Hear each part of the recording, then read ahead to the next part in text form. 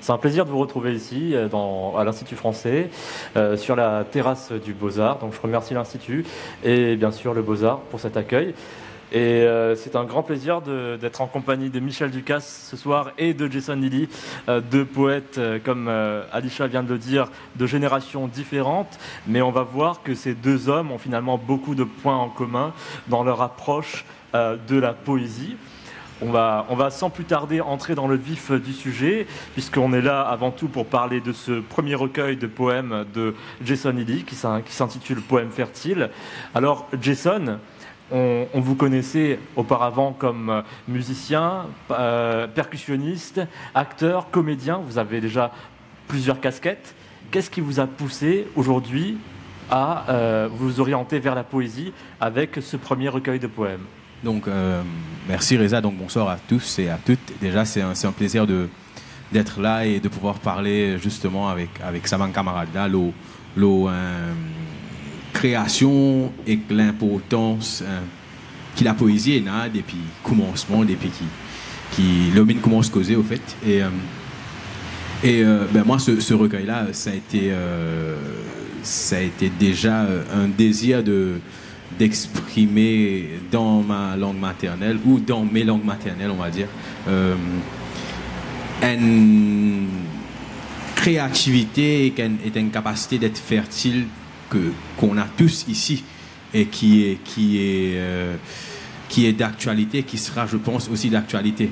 Donc, moi, j'ai vraiment tenu avec African aussi en écrivant le recueil d'avoir ces trois langues-là, l'anglais, le français et le créole, vraiment présents parce que, justement, on le parle tous ici. Déjà, le créole est compris par plus de 90% de la population ici.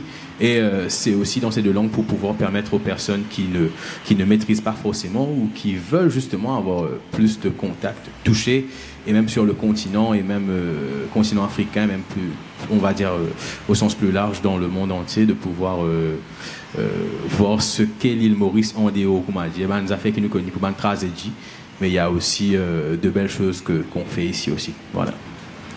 Alors Jason, on sait que vous avez commencé vous avez d'abord participé à un concours en 2017. Exact. Avec le CSU, donc le Creole Speaking Union. Exact. C'est là que vous avez envoyé un premier texte, c'est ça ? Voilà, donc c'était le premier recueil que j'avais écrit, mais c'était pas celui-ci. Donc c'est plutôt la déception de ne pas être retenu par ce concours qui m'a fait justement m'essayer à d'autres façons d'écrire, on va dire. Et en 2018, ça a donné vie à Poème fertile. Et on sait que vous aimez beaucoup aussi prendre des grands. Vous apprenez beaucoup des personnes qui vous entourent, notamment des grands. Prendre exemple sur ces personnes. Est-ce que vous pouvez nous parler justement un peu de l'apport de toutes ces personnes qui vous ont inspiré ? Donc, moi, il y a quelque chose qui est super important dans ma démarche quand je crée et même si je veux avoir un avis sur un sujet précis, c'est de toujours avoir cette attitude d'apprenant, de toujours vouloir vraiment rester un peu humble, on va dire, et apprendre de l'autre véritablement. Et ça, je l'ai appris beaucoup plus avec mes amis musiciens, notamment Philippe Thomas, qui m'a vraiment aidé à avoir cet état d'esprit, d'être toujours ouvert pour pouvoir apprendre de ceux qui ont plus d'expérience, on va dire. Et on sait aussi qu'il y a l'apport de votre fiancé qui vous a beaucoup aidé dans l'écriture de ce recueil, puisque vous aviez son regard aussi, n'est-ce pas ? Alors, ouais. Donc, on sent que Michel Ducasse s'y connaît aussi. Non, mais, ouais, on y reviendra tout à l'heure, Michel aussi. Forcément, en tant que poète, on parle de ça à chaque fois. C'est l'amour, parce qu'il a ces affaires-là qui fait nous vibrer. Et justement, Gaëlle, elle a été... Déjà, elle est une littéraire, donc sa formation à la fac, c'est ça.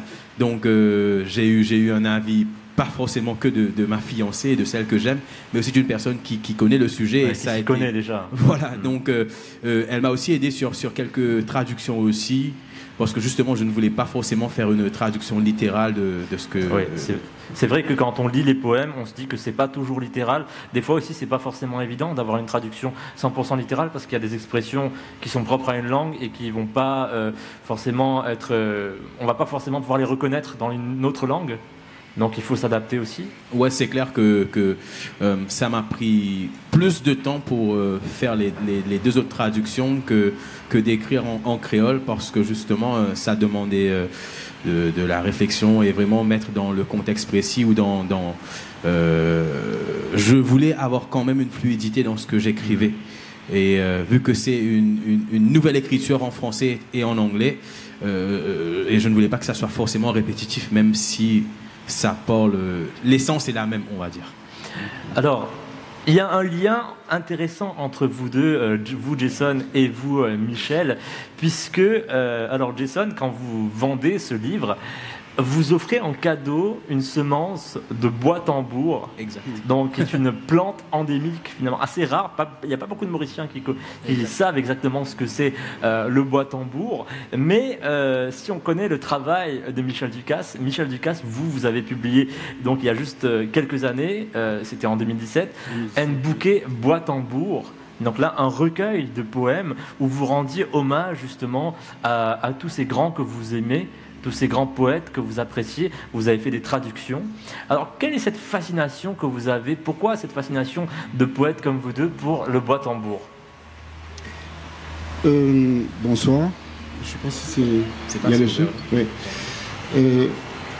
En fait, le titre est venu parce que quand je traduisais, j'ai commencé à traduire, donc j'ai fait un choix de texte et je suis arrivé assez vite à Demain dès l'aube de Victor Hugo, et le dernier vers, en fait, en français, il y a un bouquet, je déposerai sur ta tombe un bouquet de houverts et de bruyères en fleurs.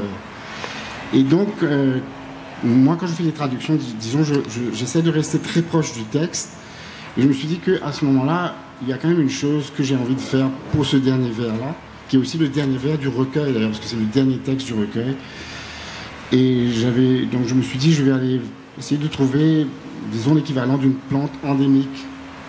Et comme je ne suis pas botaniste, donc je suis allé sur Internet et j'ai commencé à chercher un peu. Donc je suis tombé assez vite sur une liste de plantes endémiques à Maurice, à La Réunion. Et comme c'était en plus mis en ordre alphabétique, donc je suis arrivé très vite à B. Donc je suis tombé sur bois-tambour et je trouvais que... Ça sonnait bien. Donc c'était un bouquet bois-tambour, et comme c'était un bouquet de poèmes, donc je me suis dit, bon voilà, c'était... Donc j'avais trouvé le titre en fait, tout de suite, quoi, par rapport à ça.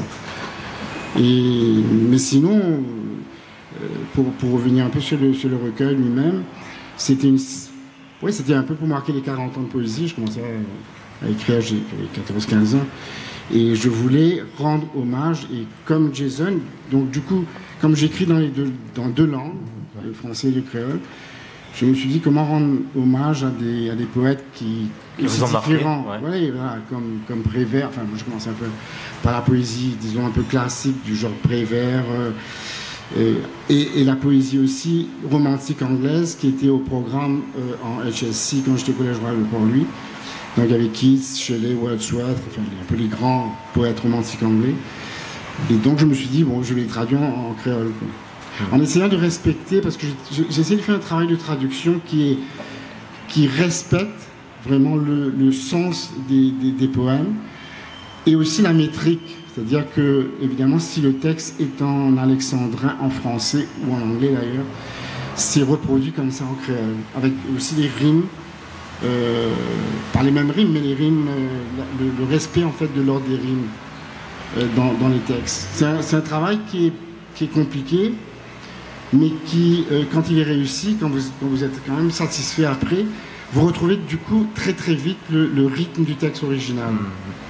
Et la différence d'ailleurs, c'est que Jason, lui, ce qu'il disait en fait, c'est une espèce d'adaptation en fait de son texte du créole en français et en anglais.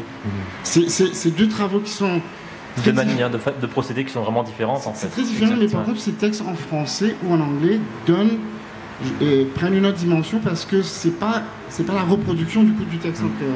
Donc ça donne des imaginaires un peu différents du coup. Alors que pour vous, c'est vraiment très très proche. C'est proche, mais en même temps, bon, c'est du créole. Enfin, il y a des adaptations que vous êtes obligé de faire. Hein, donc et la scansion, en fait, la difficulté, c'est que, pas la difficulté du coup, c'est que la réussite avec le créole, c'est que comme c'est une langue qui est quand même très concise, donc c'est quand même beaucoup plus facile de traduire en créole que dans l'autre sens. Je ne sais pas si tu as eu cette difficulté-là, parce que c'est clair quand vous prenez un texte en créole.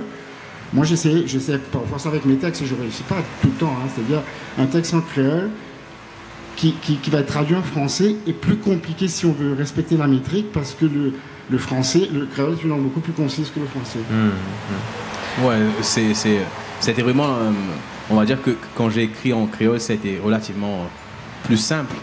Mais justement, de passer du créole au français ou à l'anglais, c'était vraiment un travail plus de réflexion encore. Et j'ai essayé, j'ai beaucoup essayé avant de trouver quelque chose où je sois vraiment satisfait, on va dire. Oui, d'ailleurs, Jason, on sait que vous avez fait ça en 2 temps.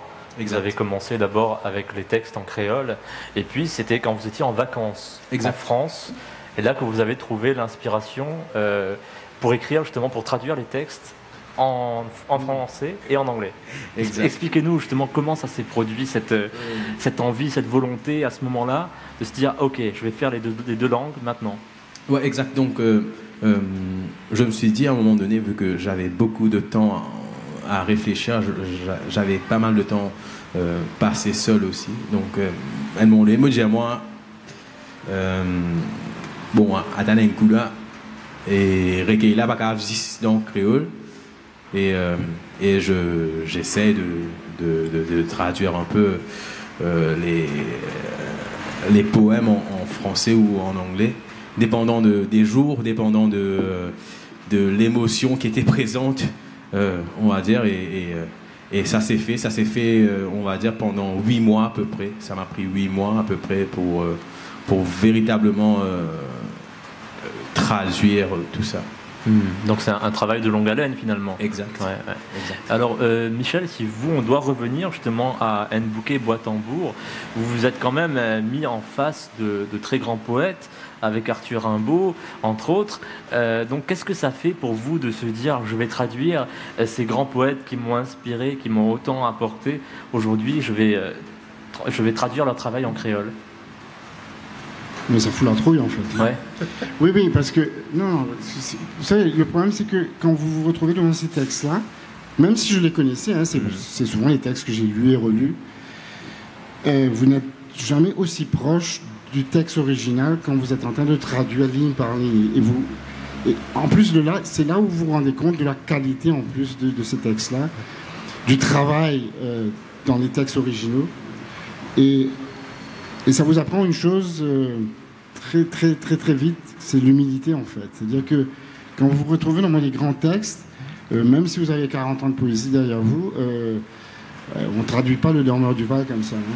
On ne traduit pas Shakespeare, il y a un sonnet de Shakespeare, on ne traduit pas un extrait de Tagore, de Gitanjali, parce que là vous êtes devant les plus grands et vous êtes aussi avec... Et le choix que j'ai fait, j'ai voulu que ce soit aussi des textes différents dans la thématique et qui montrent aussi les différents aspects de la poésie. Parce qu'il y a des textes très clairs, il y a des sonnets par exemple, mais il y a aussi un texte en vers libre.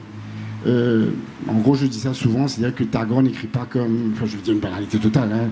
Tagore n'écrit pas comme Prévert, qui n'écrit pas comme René Char, qui n'écrit pas comme Shakespeare. Donc, il y a une dimension très, je dirais, mondiale en fait.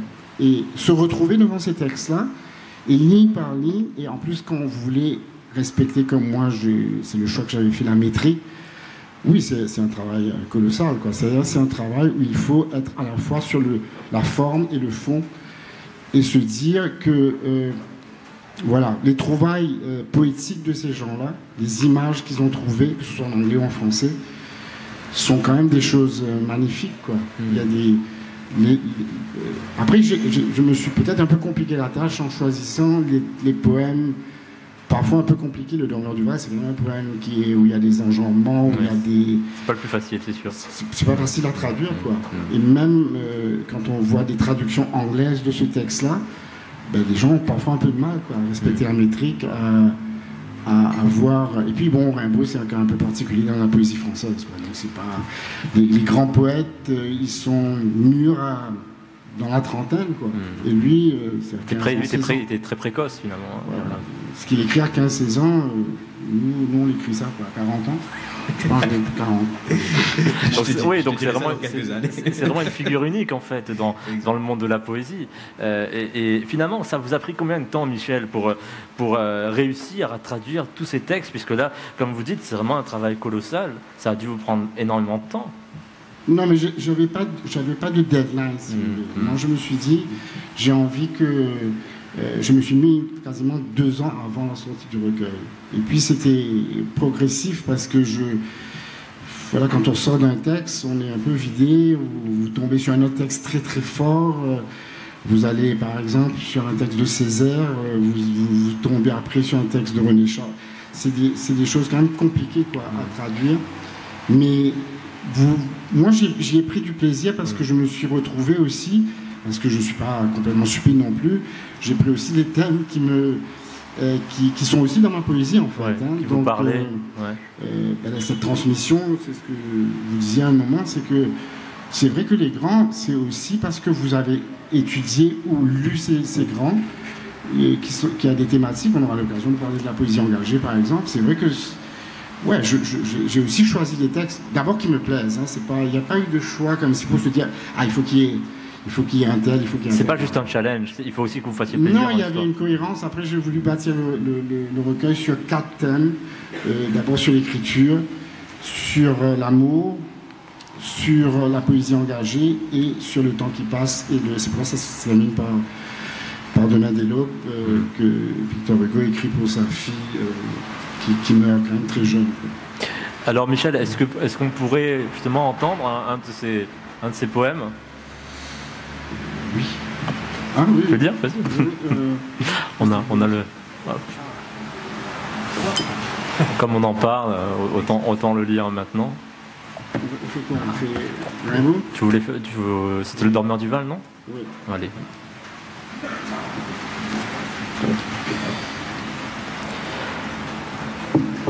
Je fais quoi en français, la traduction? Oui. On fait la traduction parce que l'original on la connaît plus ou moins. Donc on écoute Michel Ducasse avec sa traduction du poème d'Arthur Rimbaud, Le Dormeur du Val, en créole mauricien. Alors le titre que j'ai changé d'ailleurs en créole, le titre c'est Affalé dans Verdir. C'est un coin Verdir que gazouille en la rivière qui fait l'herbe frisée en l'apparence bout de siphon argenté. Que le soleil depuis la montagne fière brillait, c'est un petit vallon baigné en rayon. Un jeune soldat, la bouche ouverte, sans sous casquette, et la nuque plongée dans cresson, frais réfléblé, pédormi. Il affalé dans l'herbe et paraît pâle dans ce berceau vert côte la lumière ziclée. Les pieds dans glaïel, il dormit. En ce sourire, pareil sourire aux enfants malades.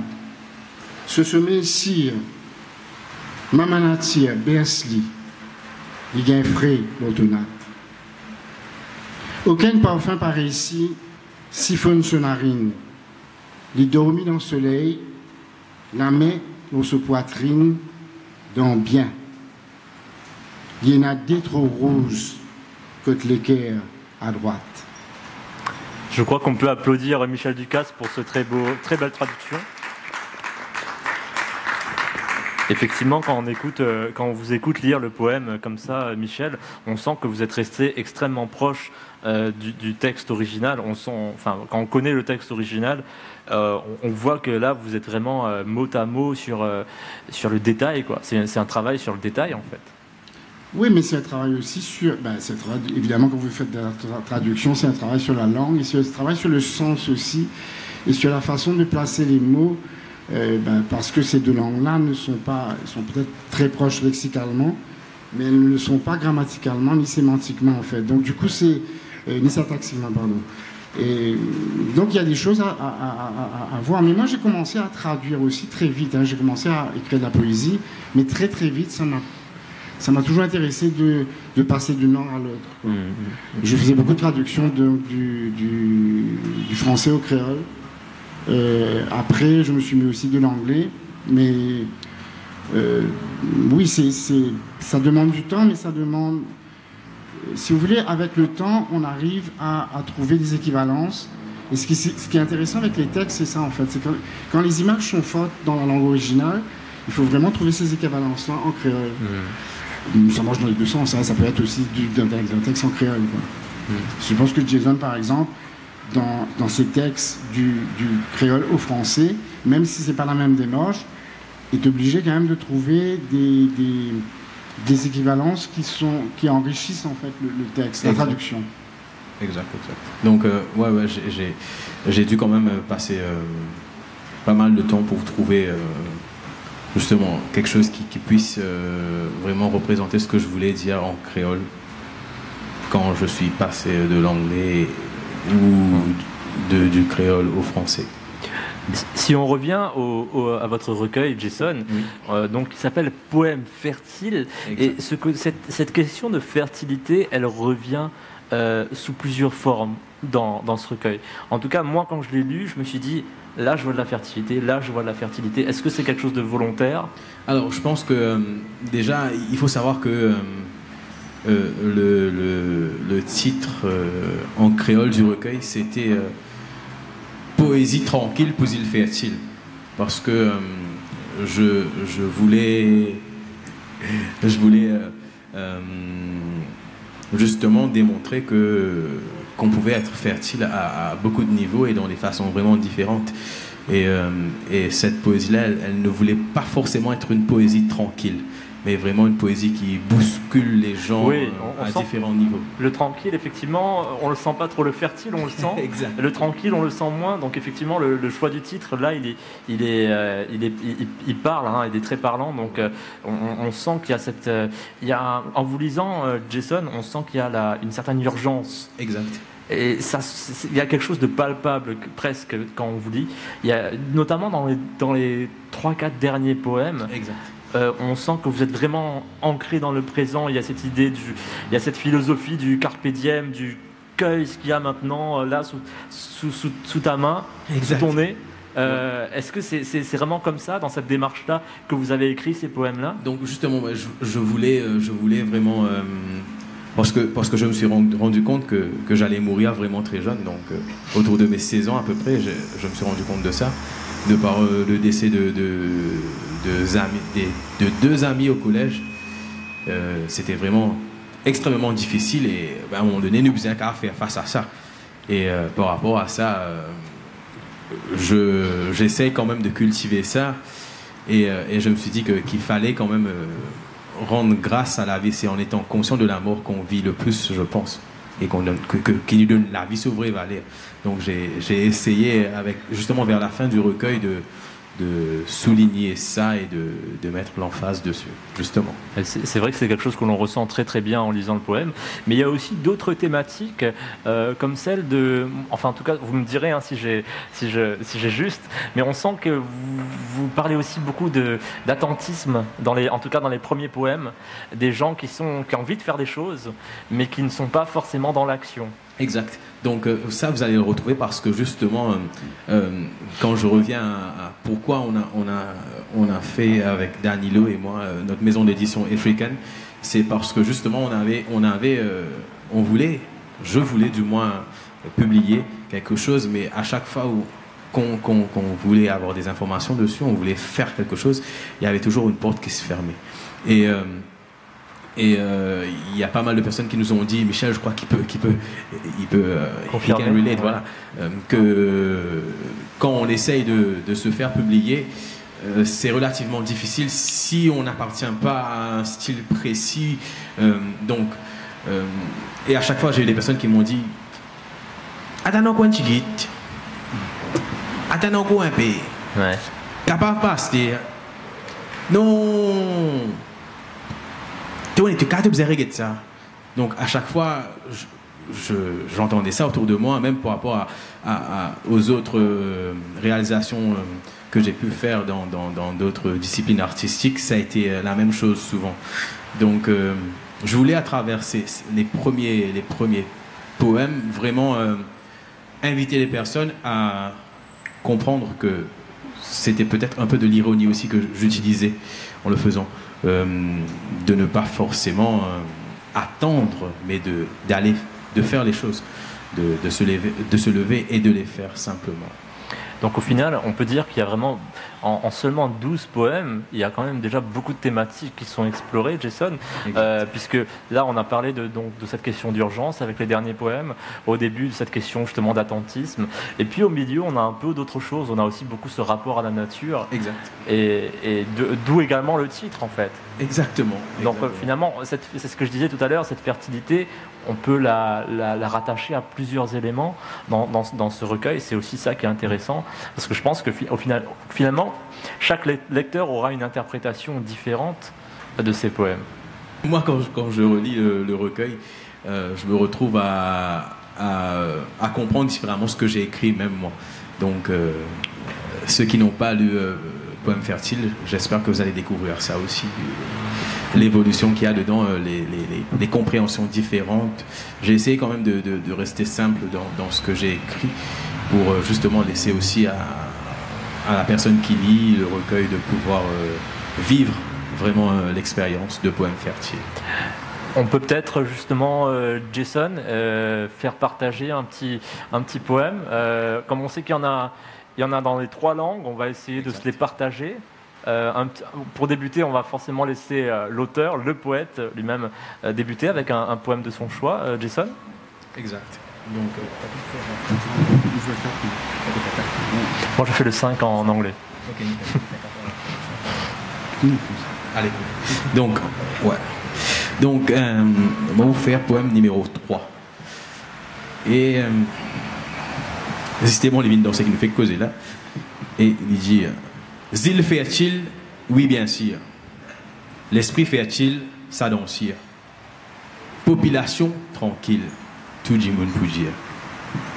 Arasé réclame la justice, pas trop sire. Zom fertile, oui dansir. Atterrir dansir, pas trop sire.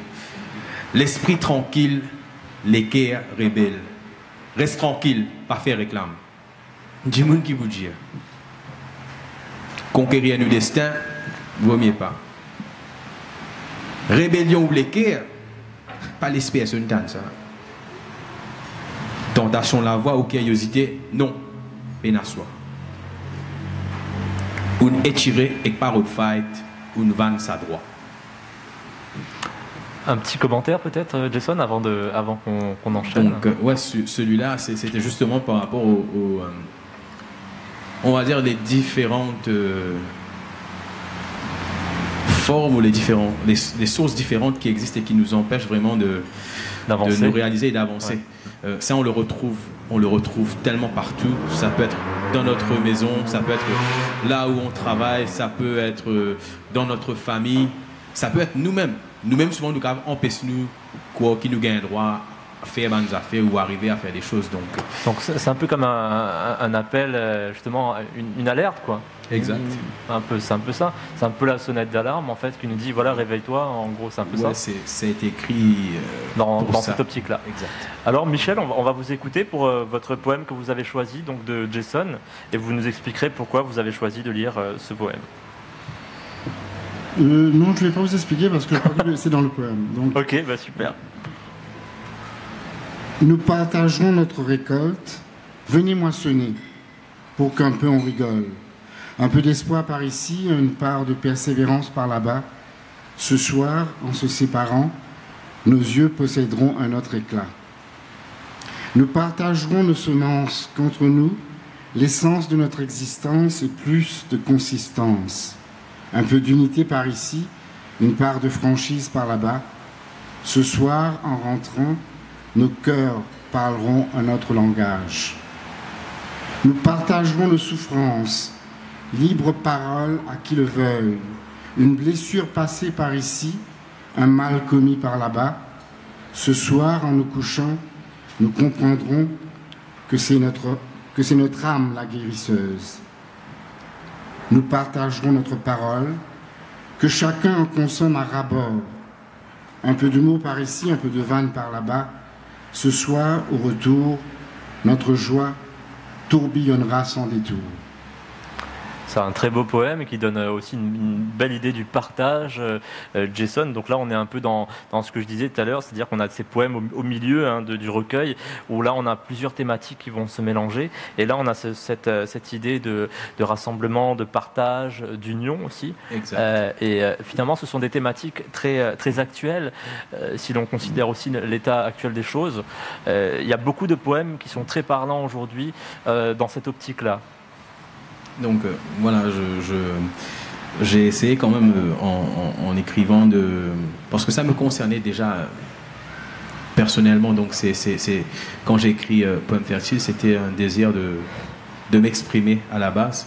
Mais après, il faut dire que beaucoup d'artistes, ils sont très sensibles. Et donc cette capacité m'a permis vraiment de ressentir l'urgence aussi de personnes autour de moi ou des actualités. Et ça, c'est pour ça aussi que, par exemple, quand on parle, Michel et moi, on se dit qu'on écrit aussi, qu'on est des poètes engagés, on va dire. Donc, on va y venir sur cette question de poète engagé juste après. Mais avant de terminer là-dessus, je vais lire un poème justement que moi j'ai bien aimé. C'est le suivant en fait. On a lu déjà 3 à 4. Je lis le 5. Et donc pour finir, pour boucler la boucle en anglais cette fois-ci. Donc on est passé par le créole, le français. Et donc on termine en anglais avec le poème numéro 5. The silence in the night, hard to forget the good times, deep when the darkness was, compelling you to listen to its poetry.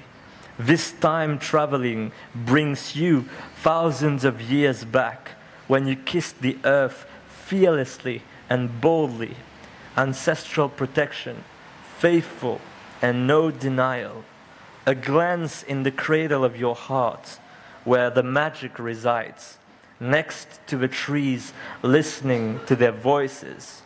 The rush made us insensitive. The silence in the night expressed by the power of the invisible, changing the impossible, transcended by universal wisdom. Remember how magic works? Donc là, on est vraiment dans un poème avec beaucoup de nostalgie. Exact. Et un rapport à la nature qui est très fort. Jason, moi, c'est le poème qui m'a le plus touché, justement parce qu'il y a vraiment ce rapport à la nature qui est très palpable dans celui-ci. On arrive presque à visualiser ce que vous êtes en train de nous décrire. Et voilà, je trouvais que c'était vraiment une des forces de ce recueil.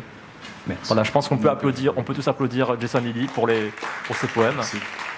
Et Michel Ducasse pour sa lecture également.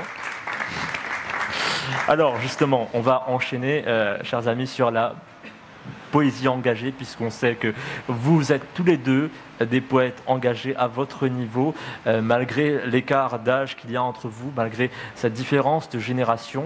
Vous êtes très engagés dans ce que vous faites. Est-ce que vous pouvez, chacun à votre tour, nous parler de ce que ça signifie pour vous aujourd'hui d'être un poète engagé? On va peut-être commencer avec vous, Michel. Moi, j'ai commencé, enfin, j'ai eu l'occasion de le dire, j'ai commencé à écrire, j'avais 14-15 ans, mais il se trouve que j'ai gardé les textes que j'ai écrits à cette époque. Et j'ai retrouvé le premier texte, il y a quelques années, où c'était déjà un texte engagé, en fait. Bon, c'était un très mauvais texte, très mal écrit, mais où il y avait déjà cette force, en fait, sur l'engagement. Je me souviens d'ailleurs que le texte se terminait par un seul mot, qui est le mot liberté. Et je crois que j'étais un peu influencé à l'époque par le grand poème des Lois, qui a été fait pendant la Résistance en France.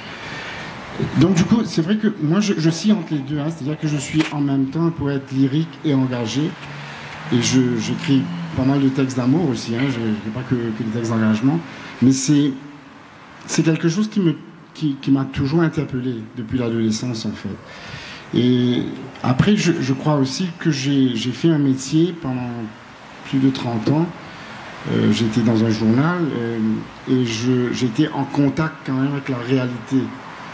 Et là, on va parler de la réalité du pays, quoi. Et il se trouve que, même si vous n'êtes pas sur le terrain, mais quand vous corrigez, parce que moi j'étais secrétaire de rédaction, donc je corrigeais les textes, j'étais en contact aussi avec beaucoup de textes de reportages sur ce qu'on appelle un peu les faits sociaux aujourd'hui, sur les faits divers, sur ce qu'est tout le drame qu'il y a dans ce pays-là.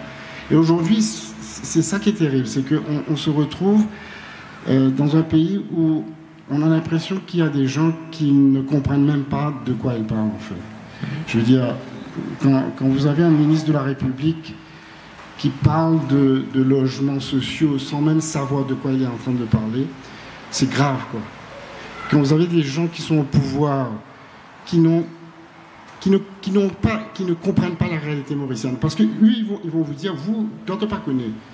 Et vous avez même l'autre extrême maintenant, vous avez des gens qui parlent d'hystérie petit bourgeois. Donc, on se retrouve avec... on est obligé... Moi j'ai toujours été impliqué dans la société dans laquelle je vis. Je ne suis pas un poète qui est dans une espèce de tour d'ivoire ou de bulle. J'ai toujours été interpellé par ça. Et donc, je pense... Je ne dis pas que les gens qui ne font pas de la poésie engagée ne sont pas des poètes, hein, c'est pas ce que j'ai envie de dire. C'est juste que moi, ça m'a toujours interpellé et que quand je vois ces choses-là, quand je vois les difficultés qu'ont des gens ici à Maurice aujourd'hui, et que vous entendez un discours à côté de gens qui semblent être coupés de la réalité mauricienne, vous dites qu'il y a un gros souci, quoi. C'est-à-dire que comment vivre dans un pays aujourd'hui où on a l'impression que les gens qui sont au pouvoir ne comprennent pas ce qu'ils disent, en fait, et même disent des conneries, quoi, disent des choses qui sont complètement à côté de la réalité, en fait. Et moi, j'ai la chance, parce que je ne suis plus maintenant dans le métier de journaliste, donc je peux m'exprimer de manière encore beaucoup plus libre. Ouais. J'ai jamais dit que j'étais censuré quand j'étais dans la presse, hein, c'est pas ce que j'ai voulu dire. Mais j'ai une parole un peu plus libre aujourd'hui. Il se trouve que je suis un peu avec une association qui s'appelle Droit à la case, avec Delphine Annie qui est la porte-parole. Et quand vous allez sur le terrain, vous voyez, vous êtes en contact direct, parce que la différence, c'est que moi, quand je corrigeais les textes, je n'étais pas sur le terrain. Et vous passez une nuit sous une tente à Pointe-aux-Sables et vous vous rendez compte que si les gens sont là depuis 100 jours, par exemple, maintenant, c'est pas un choix que les gens font. Il y a des gens, c'est vrai qu'il y a des squatteurs, il y a des gens qui ont un peu profité de la situation, mais il y a des gens, et je crois que Delphine a eu l'occasion de le dire, qui sont là, qui ont même des comptes-pelles, qui ont été... qui ne vont pas prendre la place d'autres personnes, en fait. Et je suis quand même... j'étais agréablement surpris de voir que le cardinal a dit à peu près la même chose dans son homélie pour la messe au Père Laval. Ouais. Parce qu'il a dit une chose qui est très forte, quoi. C'est-à-dire, est-ce que... on va continuer à vivre avec le même système. Par exemple, les logements sociaux, à Maurice, il y a des gens qui parlent de logements sociaux, ils ne savent même pas de quoi ils sont en train de parler, en fait. Et quand vous êtes impliqué et que vous êtes sur le terrain et vous voyez ça, et je sais que ça peut passer aussi par la chanson, d'ailleurs, parce Exactement. que c'est des choses qui m'ont toujours interpellé et que j'ai envie aujourd'hui. Vous savez, moi, j'ai que ça comme arme, moi. J'ai que les mots, en fait. J'ai que la parole. Je suis parfois un peu moins à l'aise, mais j'ai les mots. Enfin, j'ai l'écriture, quoi. Et ça a toujours été ma manière de m'exprimer, de me battre aussi contre les injustices, donc c'est une grande partie, en fait, de ma poésie. Donc pour vous, en fait, Michel, ces deux choses-là sont un petit peu indissociables, en fait. C'est-à-dire le fait qu'il y a une nécessité de parler pour tous ces gens aussi qui nous entourent, qui n'ont pas forcément, eux, cette arme que vous avez, c'est-à-dire l'écriture, ou cette parole, cette aisance que vous pouvez avoir. Non, après, il faut aussi être lucide sur certaines choses. Hein. C'est pas ça aussi qui change. Sinon, on le saurait depuis très longtemps. Hein. Si la poésie, si l'écriture faisait changer la vie ou changer les choses. Par contre, c'est vrai que ça peut toucher des gens et passer par les mots, passer par l'écriture. Moi, je sais quand je fais des ateliers de poésie, je vois ça très, très souvent, quoi. Ou même, les gens me disent finalement, oui, voilà, ce texte-là, ça m'a beaucoup interpellé parce que tu as peut-être trouvé les mots justes qu'il faut, les sentiments. Le poète est un peu comme ça. Hein. C'est-à-dire, c'est quelqu'un. Enfin, les écrivains en général sont comme ça. C'est-à-dire que c'est un peu des éponges en fait. On est un peu comme des éponges. C'est-à-dire que les gens vous parlent. Moi, j'ai écrit beaucoup de textes sur des choses. Par exemple, sur l'inceste, j'ai écrit des textes sur des gens en difficulté, sur des gens victimes du trafic de drogue. Vous n'êtes pas obligé d'être drogué pour parler de drogue. Hein. C'est juste que les poètes en général sont des éponges en fait de ça. C'est-à-dire que moi, les gens me parlent, voilà, j'écoute, et puis c'est pas tout de suite que je vais écrire un texte probablement dessus. Hein. Il y a des textes qui naissent au bout de 10 ans. Exact. Il y a des choses qui viennent 10 ans après, vous vous dites, ah, là. Après, il y a des moments où vous êtes prêt pour l'écriture d'un texte en particulier, il y a des moments où vous n'êtes pas prêt. Donc c'est des choses que vous accumulez au fil des années et finalement ça vient quand ça doit venir. Oui, ça va arriver un moment où je suis à La Réunion, il y a une femme qui vient me voir, que je connais un peu, mais pas trop. Et on était dans une séance de dédicace dans un salon du livre et elle arrive après de moi, elle me dit... tu sais que mon père est mort. Je dis, ouais, non, je n'étais pas au courant, je suis désolé. Et elle me dit, non, il ne faut pas que tu sois désolé parce que j'ai été victime d'inceste. Et elle me dit ça. Là, tu prends ça dans la gueule. Hein. Je veux dire, moi, je dis franchement, je ne savais même pas quoi lui dire. Quoi. Et c'est des années après, quand JB Apollinaire me demande un texte pour Giscarcan, et je me dis... Et cette histoire revient, mais il y a 10 ans qui sont passés entre. Et non, un peu moins, 5 ou 6 ans. Donc j'écris ce texte-là qui devient une chanson qui s'appelle Silence. Et Gilbert me dit, ben voilà, tu vois, ça peut servir aussi à ça, quoi, l'écriture, la poésie. Et Alain Mambanco, un jour, dans un salon du livre, elle nous disait ça, en fait. Elle nous disait que, écoute, ça fait changer... 2 personnes, c'est déjà ça, quoi. Ça fait... moi je sais aujourd'hui, hein, c'est pas avec les mots qu'on va changer les choses, mais on peut toucher les gens, on peut essayer d'aller au cœur des gens, quoi. Moi, je suis touché aussi en tant que lecteur de poésie. Moi, il y a des textes qui ont changé ma vie. Hein. Il y a des choses qui vous parlent, qui vous mènent dans des directions, qui vous donne envie de, malgré tous ces drames, etc., de continuer à vivre. Quoi. Mais de toute façon, dans ce que vous dites, Michel, c'est que effectivement, on ne change pas les gens avec des mots, mais vous êtes également, votre engagement, il ne se limite pas justement à la poésie. Comme vous le disiez tout à l'heure, vous travaillez également avec Droit à la case, donc vous êtes vraiment, ou là vous allez vraiment sur le terrain. Donc c'est pas juste, vous dites pas juste voilà, je suis poète engagé, vous êtes un citoyen engagé. Oui, mais je suis d'abord un citoyen. Voilà, c'est-à-dire je suis d'abord un citoyen, après un poète, mais c'est vrai qu'aujourd'hui l'engagement, allons dire, prend une autre forme parce que ce n'est plus qu'un engagement par les mots. Quoi. Oui, voilà, c'est ça. Et j'essaie d'aider plus ou moins, et puis je suis, voilà, à la mesure où j'estime que je peux aider. Quoi. Jason, à votre niveau, qu'est-ce que cela signifie pour vous d'être un poète engagé aujourd'hui, en 2020 à Maurice ? Donc déjà, ce que j'essaie de faire à travers la poésie, c'est d'aider les gens, justement, les jeunes. C'est ce que j'ai fait les dernières semaines passées. J'ai été avec des jeunes à Rochebois, avec MPRB. Donc c'est des jeunes qui sont en situation, on va dire, difficile, mais qui sont extrêmement créatifs et qui ont énormément de talent. Donc on a souvent, on pense, et souvent ces jeunes se retrouvent stigmatisés de par là où ils habitent ou de leur style qu'ils peuvent avoir ou de leurs apparences. Mais à chaque fois quand je rencontre ces jeunes qu'on dit en difficulté, ben, en vrai, je vois que ce sont des jeunes qui sont très libérés et moi, ça m'a permis la dernière fois, quand je les ai rencontrés, de vraiment découvrir une richesse et vraiment une abondance dans leur façon de voir les choses, de construire les choses. Donc moi, ce que j'ai pu mettre dans leur poche ou dans leur cœur, je sais pas, dans leur âme, c'est justement avoir les outils pour pouvoir créer, pour pouvoir s'exprimer, pour pouvoir être eux. Donc moi, j'ai pu le faire à travers justement en écrivant des chansons ou en écrivant des fictions aussi bon, ça va venir dans 2 ou 3 ans, c'est en cours d'écriture, mais j'essaie quand même de permettre les jeunes d'avoir ces outils-là.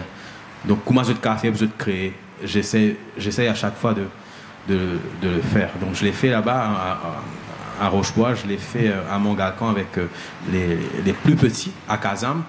Ben, eux, justement, souvent, on rencontre cette problématique-là avec des enfants, on va dire que par peur d'être jugés, ils ne vont pas forcément s'exprimer totalement à la maison.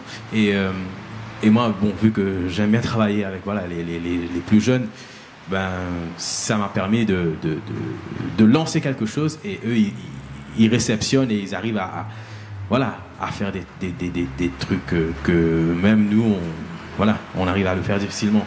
Donc ils ont déjà cet esprit de corps que j'ai pu être témoin de ça, qu'ils ont ça, qu'ils peuvent créer en ensemble aussi. Et pour moi, c'est ça, quoi, de pouvoir les inspirer, aller les voir et leur dire. Et une fois, je l'avais fait quand j'étais au collège, au Saint-Joseph, donc j'étais allé faire une intervention là-bas. Et en rentrant, je leur demande bon, vous êtes tout qui bien assis là, combien pas mis je bande parents dire je vois pas gagner la vie d'un autiste. Je vois genre une totalité de mains qui sont levées et là je me mets debout, je fais ça. Vous êtes du mouvement qui grossir. Vous êtes pensé ou pas gagner manger bien. Donc je leur ai dit ça et là ils se mettent à rigoler et là je leur demande allez, combien dans eux qui ont la guitare là? Je vois quelques mains qui sont levées et je leur voilà, tu vois les jeunes, ils sont là et je leur raconte ce que j'ai pu faire, qu'à travers justement cette capacité de s'exprimer, ce désir de s'exprimer, je suis parti aux Seychelles, en Chine, à Nottingham, à Londres, à Paris. J'ai pu faire ça en ayant foi. Je pense que c'est surtout ça aussi que j'essaye de dire au début de mon recueil, qu'il faut toujours foncer. Et là, dernièrement, j'étais à l'Odyssée du Savoir, donc c'est une école alternative qui se trouve à Pierrefonds. Merci. Ouais, à Pierrefonds. Et en étant là-bas, ben, déjà en disant mon âge seulement, ils se sont mis à rigoler. Et après, j'ai pu déjà commencer à parler avec eux. Et c'était quelque chose. Genre, à un moment donné, je dis à un des élèves de venir lire une partie du recueil. Et il a attrapé le livre et il m'a raconté quelque chose d'autre. Sur le tas, en place, il l'a fait. Directement. Donc, j'essaye justement d'avoir ce contact avec eux. Et pour moi, l'engagement, c'est ça aussi. C'est de vraiment... Voilà, c'est la transmission. C'est parce que si nous, on arrive à... J'en parle souvent avec mes amis qui sont des artistes et tout. C'est justement, si nous on a pu comprendre quelque chose, c'est pas qu'on doit genre forcément le transmettre à tout le monde, mais s'il y a des gens qui ont envie, qui veulent vraiment, donc pas besoin de les le contraire, montrer ben moi je carrément veut le plus bien que moi j'aimerais dire. Et voilà, donc je me retrouve à faire ça et aussi des fois à travers la chanson aussi de partager des idées, ce que j'ai pu faire notamment avec Jason Ira dans Qui fait de parler danser. C'est pas forcément pour dire aux gens de rester là, mais c'est Qui fait de parler vivre. En vrai, c'est ça le titre. Qui fait de parler vivre. Pour moi, danser, c'est vivre. Et c'est ce que on a voulu ensemble en s'asseyant parce qu'on est de très bons amis. De dire aux gens, voilà, les temps là, Lila, c'était là qu'il a nous faire ça. Et pour moi, c'est ça aussi l'engagement. C'est comme Michel a dit aussi, c'est d'essayer d'avoir des mots avec une intention précise, une énergie précise pour toucher les gens directement, voilà, dans le plus profond. Et après, voilà, les affaires là, prend forme qu'il est bizarre, déclinaison qu'il est capable, prend et beauté qu'il design, au fait. Donc ça doit susciter une énorme satisfaction chez vous, en fait, Jason, quand justement il y a cette transmission qui se fait et que vous arrivez à la voir s'illustrer devant vous. Qu'est-ce que ça vous fait ressentir? donc déjà le fait de... Je pense parce que ce que j'essaye de transmettre quand je transmets ces choses-là aussi, c'est j'essaye quand même de permettre aux personnes qui sont là d'avoir déjà, c'est un échange, mais c'est aussi de pratiquer cette écoute, parce que moi je crois dans le fait que c'est à travers la créativité qu'on pourra changer les choses véritablement. Et sentiment qui va gagner quand justement travail là une fait, tu peux mettre autant d'argent que tu veux sur la table, c'est pas mon bagage autant bon qui ça m'a dit. Donc c'est très très fort, quoi. Ouais, exactement. Et Michel, c'est pareil pour vous, c'est-à-dire que vous aussi vous faites beaucoup d'ateliers d'écriture avec toutes sortes de personnes. Ça se limite pas aux jeunes, ça c'est au grand public. Et donc j'imagine que pour vous aussi ça doit avoir un apport assez fort. Oui, on apprend toujours. Mais moi j'ai eu aussi l'occasion de travailler avec des enfants à Kazan. Et bon, c'est au-delà du cliché, hein, c'est-à-dire que quand vous faites un atelier de poésie, d'écriture avec des enfants, ils apprennent des choses de vous, mais vous apprenez aussi des choses d'eux. Ouais, donc c'est vraiment réciproque. Parce que ils ont une vision de la vie que vous n'avez pas, parce que moi j'ai l'âge que j'ai aujourd'hui, donc on peut devenir un peu blasé parfois. On peut être, et quand vous êtes devant une classe d'enfants, ou bien même si c'est pas dans le milieu scolaire, comme à Kazan, on se retrouve avec des intelligences vives d'une autre façon. Moi, j'ai eu la chance de connaître et de beaucoup parler avec José Thérèse. Quand on se voyait, mais José, avec son langage très fleuri, on se voyait, disant ça, qui position me j'aimais, tout correct, et toi et moi, toujours, ça mène. Enfin. Et quand je pense à son combat, parce que c'est quelqu'un qui aurait pu, il est revenu à Maurice quasiment en vacances, et il aurait pu repartir au Danemark, où il avait une vie tracée devant lui. Et il se retrouve là où il a grandi, à Rochebois. Il voit la drogue à tous les coins de chemin. Il voit les filles qui se prostituent. Et il se dit, j'ai pas le droit de laisser ça comme ça. Et j'ai un talent que je vais mettre au service de ces enfants-là. Et cette histoire m'a toujours... Et quand je parle de José, ça m'émeut parce que il a même pas pu voir le jour, quoi. Son rêve, c'était justement d'avoir cette école-là structurée. Et c'est quelqu'un qui a compris une chose, c'est-à-dire que voilà, j'avais fait un parallèle comme ça avec des enfants qui n'avaient pas de très bonnes notes à l'école, mais qui avaient des notes dans leur tête, des notes de musique. Et José était quelqu'un qui avait compris que c'est pas... Bien sûr, le succès académique, tout ça, ça compte, hein, mais on marginalise souvent des enfants à Maurice parce qu'ils n'arrivent pas à s'exprimer correctement, parce ils sont dans un système scolaire qui les détruit, parce qu'on n'utilise pas la langue maternelle dans les premières années d'apprentissage, parce qu'on est dans des écoles qui se veulent totalement élitistes, et qui sont là pour, en fait, vous n'avez qu'à voir les résultats. C'est-à-dire que le nombre d'enfants qui rentrent en primaire à Maurice et le nombre d'adultes, quasiment, d'adolescents qui terminent, le taux d'échec en HSI, vous avez déjà compris une chose, c'est que il y a un gros souci. Et même ça, vous voyez, ça ne va pas changer tant que les politiciens, là, il faut dire les choses parce que c'est eux qui peuvent changer les choses. C'est un désir politique, comme tu dis. Nous, on peut aller écrire contre ça. Moi, j'ai écrit beaucoup de textes, par exemple, contre ça, contre le fait que les Star School, les machins, les trucs, etc.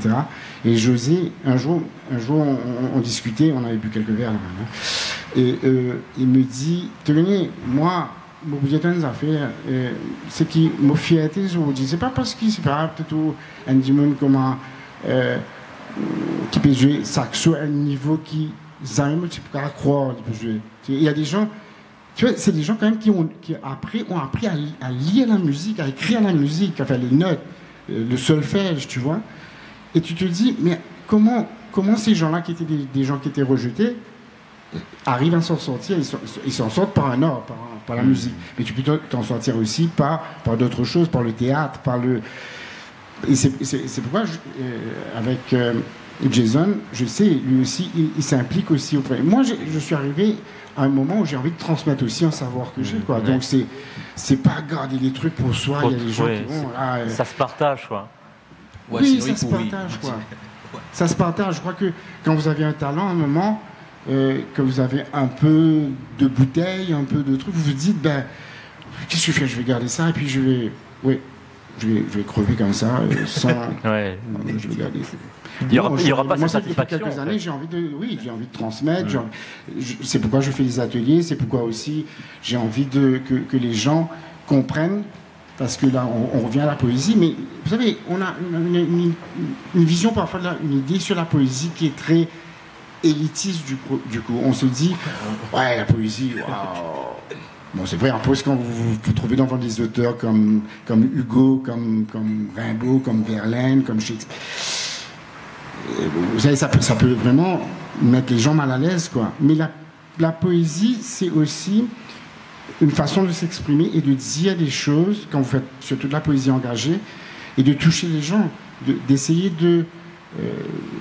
je sais que je ne vais pas changer le monde. Je crois que Jason... Exact. Même pour la musique, parfois, par les textes, par les grandes chansons. Moi, je suis arrivé à la poésie par la chanson, d'ailleurs. Hein. C'est-à-dire que quand vous écoutiez... moi, j'écoutais Brel, Brassens, Ferré, enfin, plus de la chanson française, d'ailleurs. Hein, mais aussi Leonard Cohen, mais aussi Bob Dylan, mais aussi... Donc, je sais, parce que j'ai été nourri par ça, et je sais qu'aujourd'hui... c'est ça aussi que j'ai envie de transmettre, c'est-à-dire de faire que les gens comprennent qu'il y a des moments où des mots mis l'un à côté de l'autre comme ça, et avec des sonorités, avec parfois des jeux de mots, parfois des rimes ou pas. J'ai eu la chance exceptionnelle. Je peux vous dire une chose, j'ai été invité pour être membre du jury au concours de slam national, et je me suis retrouvé avec des jeunes. Alors que du coup, que ce soit en français ou en créole, qui ont des textes qui sont très très engagés, qui ont des textes, ces gens-là ont 18, 20 ans, et qui ont une autre façon. Le slam, il y a des gens des grands poètes disent que le slam, c'est pas de la poésie. Hein, en fait, c'est une forme de poésie, exact. Mais c'est aussi une façon pour les jeunes d'entrer en écriture, d'avoir... Comme un enfant joue avec les mots. Hein. Je veux dire, quand vous faites des ateliers de poésie avec des enfants, ils ont compris tout de suite, au bout de 10 minutes, qu'on a le droit de dire la terre est bleue comme une orange. Exact. On a le droit de dire. C'est pas n'importe qui a écrit ça, c'est pas les lois. Donc, on a le droit de prendre des mots. Après, disons, c'est l'entrée que vous pouvez avoir en poésie. Moi, j'ai commencé... Si je vous lisais, j'ai fait ça une fois à La Réunion, j'ai lu... dans un atelier, dans une classe de seconde, donc j'avais à peu près le même âge quand j'ai commencé, à 15 ans. J'ai lu un texte que j'avais écrit à 15 ans, il y a quelqu'un qui m'a envoyé, il me dit c'est vous qui avez écrit ça? J'ai dit oui. C'est pas très bon, hein. C'est même très mauvais. Donc, c'est même très mauvais. Mais l'écriture, c'est aussi un travail. C'est pas uniquement, vous vous dites, vous avez du talent. Oui, vous pouvez être doué pour l'écriture. Mais à un moment, moi, j'apprends et je continue à apprendre. Quand je vois le rythme qu'ils imposent au slam, etc., il y a des choses où je me dis, waouh, ils ont quand même des trouvailles, ils ont des images. Les Rodriguez sont super forts. Ouais, ils sont une équipe Rodriguez. Ils ont tout raflé, quoi. Ouais, exact. En fait, ce qui se passe, c'est que eux, je crois qu'ils n'ont pas de blocage par rapport Non, ils n'ont pas de limite, c'est vrai. Ils n'ont pas de blocage aussi par rapport au thème que tu peux écrire en poésie. Et ça m'a... J'étais vraiment bluffé. Hein. Je me suis dit, waouh, là, il y a quand même de la relève, il y a aussi des gens et des filles. Alors ça, c'est important parce que souvent dans la poésie un peu, on dirait, je mets ça en guillemets classique, il y a beaucoup de mecs, il n'y a pas beaucoup de filles, il n'y a pas beaucoup de femmes. Moi, déjà dans mon recueil, je dois reconnaître d'ailleurs, il y a André Chédid, il y a quelques femmes, mais j'ai remarqué que dans l'islam aujourd'hui, il y a beaucoup de filles qui sont intéressées par ça et qui font des textes qui feraient rougir beaucoup de poètes consacrés. Ouais, c'est vrai. Jason, par rapport à vous, comment ça se passe? C'est-à-dire que là, on a vraiment vu qu'il y a une transmission qui est très forte, à la fois chez vous, Michel, mais aussi pour vous, Jason. Mais est-ce qu'il y a également ce ressenti chez les jeunes? Est-ce que quand vous voyez les jeunes, est-ce qu'ils vous disent, voilà, maintenant, moi, je peux faire ça aussi, j'ai envie de faire ça, j'ai envie d'aller dans cette direction-là? Ou c'est comme ce que disait Michel par rapport à sa rencontre avec José Thérèse. Est-ce que ça se passe comme ça aujourd'hui? Donc moi, ce que j'essaye de faire aussi, c'est pas forcément autour de la poésie, simplement vu que j'ai la chance d'avoir été un peu formé au niveau du théâtre aussi. Ouais. Et donc ce que je fais, je demande simplement aux jeunes, mais qui te ont envie de faire, qu'ils avaient qu'ils puissent tous toi. Et là ils me disent foot, cuisine. Tous les deux, me content manger. Et là, parce que justement, là, dès que je les ai sur un sujet qu'ils aiment, je sais que je vais pouvoir prendre quelque chose de permettre quelque chose de ressortir de ça. Et j'ai eu la chance de retrouver. Par exemple, j'ai fait ce recueil-là. Il y a un jeune, il s'appelle Noam. Et ils sont deux frères. Et Noam, je crois que c'est le plus petit. Et donc j'avais dédié le livre au plus grand frère. Et là, le petit, il dit moi, plier ça livre Jason là, moi. Il dit ça à sa mère. Et là, je lui demande, mais pourquoi est-ce qu'il a dit ça? Il dit non, il dédié le livre. Là, c'est mon frère, moi, je vais gagner un livre qui n'écrit mon nom là, donc je vais dire moi. Donc, et là, j'avais un recueil dans mon sac et je signe le livre et j'offre le livre à sa maman, qui est une amie à moi aussi. Et là, elle me dit non, pas besoin de moi, non, je partage, c'est pas. Je dis non, il veut avoir son livre parce qu'il veut avoir ce sentiment d'avoir quelque chose qui soit propre à lui et de pouvoir faire ce qu'il veut avec. J'ai même des parents qui m'ont dit bon, tu peux faire ça livre là, tu peux écrire, tu peux prendre des livres là, et tu connais qui est là-dedans, tu là, il peut dessiner là-dedans là. Je me dis ouais, c'est un qui ont envie. À la base, ce qu'on voulait faire, si vous regardez le livre, vous avez l'espace au milieu là, planter, planter, vous ajoutez 82 affaires si vous voulez. Donc ça, mais c'est l'espace qui nous laissait au fait. Dis-moi là, il avait créé ce qu'ils ont envie. Dis-moi là, il exprime, il a envie de laisser 3 espaces plus vite là, donc pour pouvoir permettre justement l'expression. Et moi, c'est ça qui m'intéresse en vrai, parce que donc un petit apporté dans ma formation professionnelle, moi je suis prédestiné pour devenir un avocat. Donc dans mon des mots qui me fait gestion droit, ça m'a fait là. Et après c'est là vraiment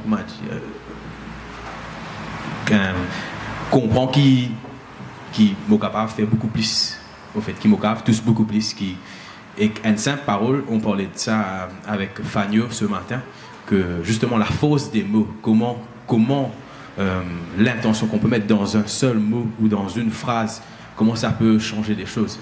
Et j'arrive justement à rencontrer des jeunes qui sont vraiment habités et qui veulent faire des choses. Des fois, ça, nous en tant qu'adultes, nous empêche nous rêver au fait. Ouais. Et ces jeunes-là, ce que je retrouve chez eux, c'est ce feu, et ça s'arrête pas. Genre, c'est quand ils sont partis là, la dernière fois, j'étais avec les jeunes de Kazam, je leur dis, je faisais justement une formation, on va dire un échange au niveau un atelier créatif, appelons-le comme ça. Et là, à la fin, ils me disent, maintenant, mais Roden, slogan pour pour d'autres ONG, pour d'autres groupes, on s'est retrouvé avec 30. Donc, ouais, ils sont venus, je dis Vini, je dis Nécré. Ouais, monsieur, vous pouvez mettre ça avec ça? Ouais, vous pouvez mettre. Monsieur, vous pouvez mettre ça avec ça? Ouais, vous pouvez mettre. Monsieur, vous pouvez mettre ça? Oui. Mais si vous mettez telles affaires, spectacle, slam, le slam de Kazam? Oui, tu peux. Joël, me dit Joël, fini gagner un point de spectacle. Hein. Ouais. Donc, c'est. Et le fait de voir dans leurs yeux, justement, de voir que. Et moi, je leur dis, moi, c'est pas moi qui ne fais, je fais les affaires là. Hein. C'est à vous. Ça vous appartient à vous. Donc, si on verse ce que tu as dit, c'est peut-être par rapport aux personnes qui ont cru, à un moment donné, qui ont cru en moi. C'est ce que j'essaie de reproduire, de les permettre justement de savoir qu'ils peuvent faire des choses. Donc finalement, on peut, je pense, faire la conclusion là-dessus, c'est-à-dire que cet engagement, c'est quelque chose qui se transmet, qui continue à se transmettre. On vous a transmis quelque chose à vous, enfin, ou du moins d'une certaine façon, pas forcément de la même façon pour vous, Michel, mais vous avez appris des choses et qu'aujourd'hui, vous avez envie de continuer à faire passer ce message-là, faire passer ce savoir à travers les autres générations. Donc c'est comme ça que ça se passe aujourd'hui, cet engagement, Jason. Exact. Donc, moi, je crois dans la fausse transmission. Et aussi, comme je dis, comme aussi fait des affaires, c'est peut-être une affaire quand nous calculons un autiste, nous avons que ce logo, soit ce Lego, mais il y a aussi un aspect qui me sait transmettre à chaque fois, c'est l'humilité, au fait. Oui, on en revient puisque Michel aussi exact. en parlait tout à l'heure quand il nous disait qu'il s'était attaqué à ces grands poètes, il se sentait très humble finalement par rapport à ça. On va être complètement mégalo, mais non, oui. Franchement, tu es jamais à la hauteur de ces gens-là. Même aujourd'hui, après plus de 40 ans de poésie, je sais très bien. Et moi, j'ai toujours fonctionné comme ça en fait. Je me suis toujours dit. Je me souviens, à 15 ans, j'écoute le fameux album de Brel qui sort cette année-là, son dernier album qu'on appelle l'album des Marquises. Les Marquises, ouais. Et ça se termine par cette chanson-là, en fait, les Marquises, où il y a ces lignes-là, les femmes sont lascives au soleil redouté, et si c'est pas l'hiver, ce n'en est pas l'été. La pluie est traversière, elle bat de grain en grain. Et tu te dis à l'époque, waouh, toi tu es dans une île, tu es né ici et tu n'as pas trouvé cette image-là. La pluie est traversière, elle bat de grain en grain. Bon, il a écrit quand il était au Marquise en plus. Donc, mais je veux dire, tu te dis, et à ce moment-là, et je vais dire quelque chose de très très prétentieux, c'est que, oui, non, mais attends, j'allais dire à mes deux frères, mais moi je vais écrire comme ça. Hein. Et mon frère m'a regardé, me dit, ouais, correct. Ouais, correct. Mais il faut toujours avoir ça. En fait, il faut toujours avoir cette ambition. Et je reviens à ce qu'il disait avec les enfants, c'est ça en fait. Ils ont cette spontanéité-là. Ouais. Il y a une fille un jour dans une classe qui me dit non, mais moi aussi, pourquoi écrire comme ça? Comment où? Oui. Mais en plus, ça, c'était un texte que j'ai lu, que je venais d'écrire, tu vois. Je lui ai dit, bon, la prof était un peu dit, j'ai dit, ben non, mais elle a raison, quoi. Exact. Et donc, j'ai raconté cette anecdote-là. Je dis, ben oui. Et puis, après, l'humilité, c'est super important. Parce que sinon, on va se retrouver avec une espèce de mégalomanie flamboyante sur le fait que ouais, mais j'ai déjà ce niveau-là, j'ai pas besoin de trucs. Moi, aujourd'hui, quand j'écris un texte, je vais vous dire une chose, je suis comme si, je vais pas dire que c'est comme si j'ai 15 ans, mais j'ai toujours cette humilité de me dire est-ce que je vais être à la hauteur de ce que j'ai envie de dire, quoi. Ouais. Et l'avantage, c'est que quand on a écrit pendant toutes ces années-là, c'est qu'on a une technique qu'on a développée, ouais. Mais le gros inconvénient, c'est qu'on se répète très vite. Et qu'en poésie, en plus, c'est vrai qu'il y a des thèmes, des grands thèmes, et je sais que de temps en temps, quelqu'un qui me dit « Delphine, est là ?» Non. Non, Delphine, un jour, je me disais « Non, mais c'est un texte que tu as recyclé, ça ?» Non, c'est un texte que j'ai recyclé. Je dis non, c'est vrai qu'il y a des images que je pourrais reprendre, etc. Et ben non, j'essaie. Ça, c'est quelque chose que, tu vois, tu disais, les enfants qui écrivent dans les livres. Exact. Moi, mes premiers recueils, alors je les ai gardés d'ailleurs. Alors Lisa, elle avait 5-6 ans à l'époque, elle disait « Ah, papa, c'est super ». Après, quand je revoyais, je lui donnais un recueil. Et je me retrouve avec le recueil, badigeonné de trucs, de machins, etc. Je dis « Mais attends !» Et un jour, c'est Patrice Hoffman qui est le graphiste de tous mes recueils, qui me dit « Garde ça, parce qu'un jour, ça va valoir d'un truc. » Et aujourd'hui, tu sais, quand je vois, par exemple, le parcours de ma fille, et je me dis « Waouh !» Je lui montre ça récemment, elle me dit « Non, mais tu me donnes ?» Je dis « Ah non, non, c'est avec moi et ça reste avec moi. » Donc, mais il y a cette spontanéité-là chez les enfants, il y a aussi cette soif d'apprendre, et c'est ça qui me booste aussi, en fait. C'est-à-dire que quand tu as des enfants en face de toi, mais même parfois les adolescents, c'est un peu plus compliqué, parce que les enfants n'ont pas de complexe par rapport à l'écriture. C'est-à-dire que quand on va leur dire qu'on peut jouer avec des mots, qu'on peut faire des oxymores, comme on dit, c'est-à-dire qu'on peut dire la nuit blanche de je ne sais pas quoi, tu vois, eux, quand tu es adolescent, tu commences à réfléchir sur l'écriture. Et c'est là où tu te dis... J'ai plus de mal d'ailleurs avec les adolescents, parce que on réfléchit déjà. Ouais, c'est pourquoi les enfants apprennent plus facilement une langue étrangère, parce qu'ils n'ont pas besoin de réfléchir sur la langue dans laquelle ils parlent déjà. Ok, bah écoutez, je pense qu'on a un petit peu fait le tour, messieurs. Ça a été un plaisir de pouvoir échanger avec vous. Est-ce que vous aimeriez terminer, Michel, avec une lecture d'un poème, justement un poème engagé, pour terminer? Ben, Et on va tout de suite enchaîner, si tu permets, Michel, on avec les questions du public. Ben, je vais lire le texte, en fait, dont je parlais il y a quelques temps, là, sur Après une nuit sous une tente à Pointe-aux-Sables. Ça s'appelle, évidemment, c'est un titre extraordinaire, ça s'appelle « En bas la tente ». En bas la tente, mon découvert, une vraie lentante d'immonde misère. La toile enfante, dans courant d'air, les deux ouvantes, dormis par terre. En bas la tente, je suis solidaire. Chacun invente ce bout de la terre. Soleil imminent, la pluie fraissère, la ville osante, mes grands l'équerre. En bas la tente, mon découvert, comment baillante fausseté rimaire. Dans vraie tourmente, la main valère, à prendre cimente souffle la lumière. En bas la tente, lisier ouvert, plier la pente si même à l'air. Combien la tente avant trouve clair, enfants d'enfante, pérode salaire.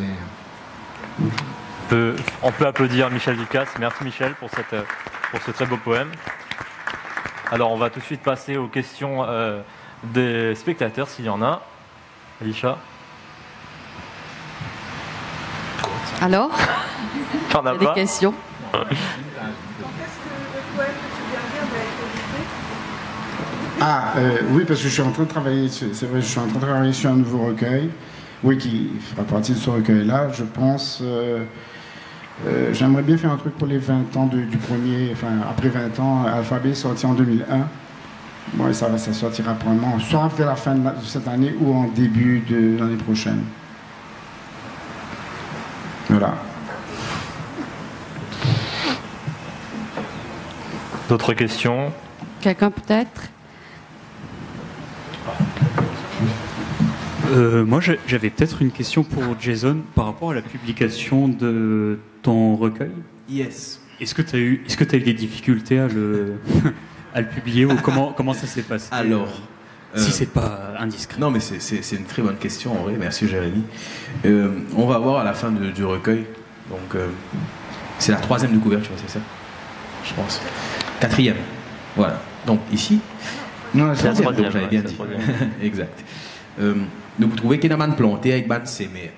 Ban planté, c'est ban qui nous permettent communication, consolidation, recueil là, ça veut dire ban moyen technique.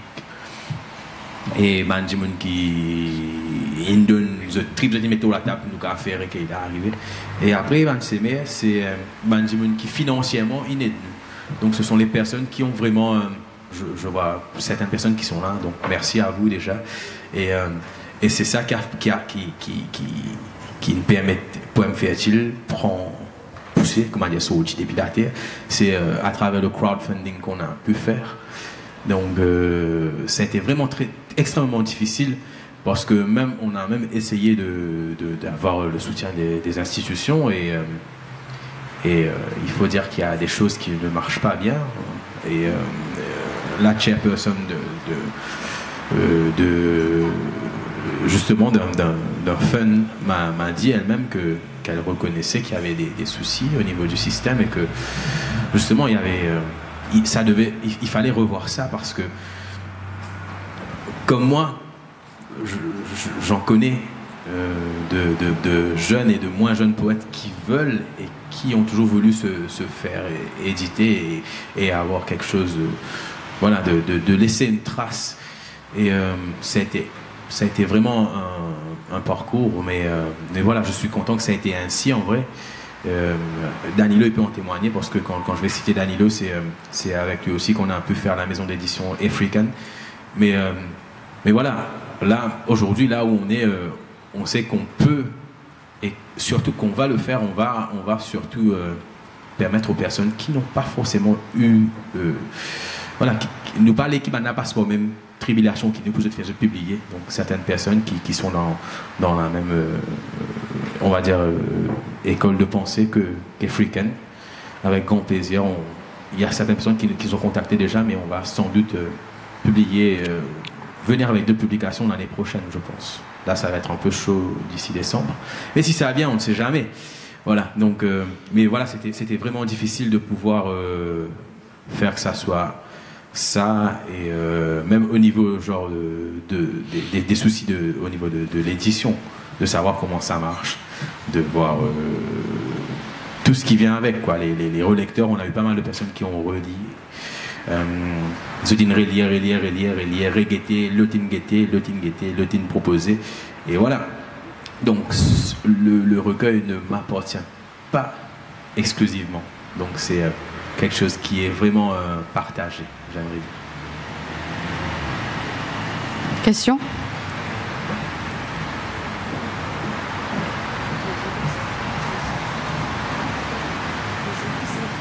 Oui, d'accord. Oui, moi je me posais par rapport justement aux questions de financement de l'édition. Vous parliez de fondations et bon, les fondations aujourd'hui, les fondations privées par exemple, à Maurice, elles financent surtout des problèmes sociaux, enfin des questions sociales. Et elles ne financent pas la créativité, la production artistique, etc. etc. Et j'aimerais bien que vous me disiez votre point de vue, tous les deux ou tous les trois, sur la place que devrait avoir l'aide à la création par rapport justement à l'aide au social. Est-ce que ça n'est pas, est-ce que les deux ne sont pas indispensables? Donc je pense déjà, je me permets de répondre rapidement. À travers justement la médiation culturelle, on arrive à permettre aux personnes qui veulent s'en sortir vraiment et s'exprimer. Ça, c'est la base.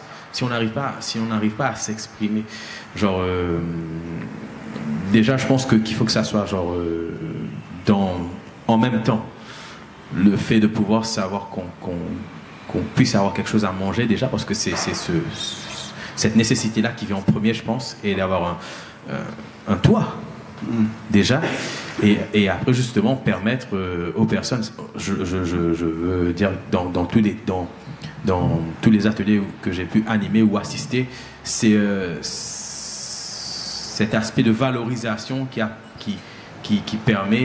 permis des personnes justement de sortir et de se mettre debout par elles-mêmes sur leurs 2 jambes.